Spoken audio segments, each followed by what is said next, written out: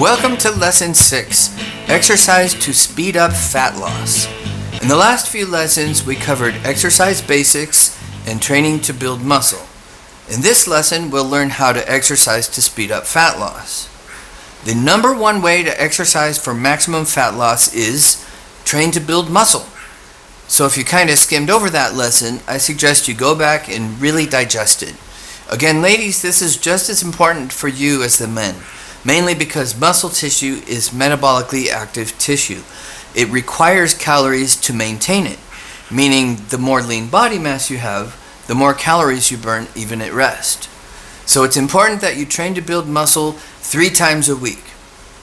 Now the other way to exercise to speed up fat loss is cardiovascular training, or cardio. You want to do your cardio on the days that you aren't weight training. So if you're weight training Monday, Wednesday, and Friday, you do your cardio Tuesday, Thursday, and Saturday. And to remind you, cardio is physical exercise that works the heart, lungs, and circulatory system, along with whatever large muscle groups you're directly exercising, which includes any activity that increases heart rate and respiration while using large muscle groups repetitively and rhythmically, like running or cycling or swimming or various cardio machines.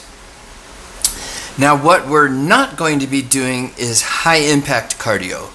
And to remind you, high-impact cardio refers to running or dancing or some activity where there's pounding and jarring, which can be hard on the joints and back.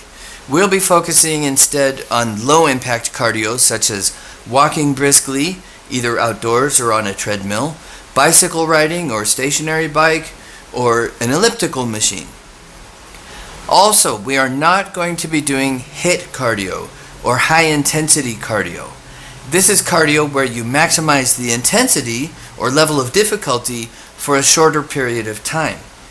The benefit of HIIT cardio is that it takes less time, but the problem is we're already training with high intensity when we lift weights.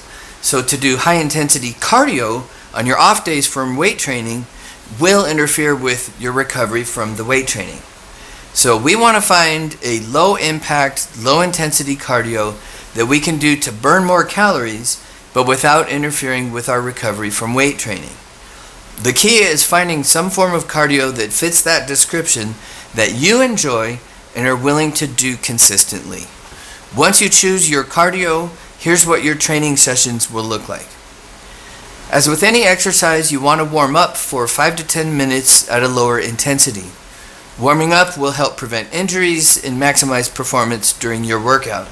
Then comes the conditioning phase, meaning the time spent engaging in your cardio exercise of choice for 20 to 60 minutes, followed by a 5 to 10 minute cool down phase and some stretching.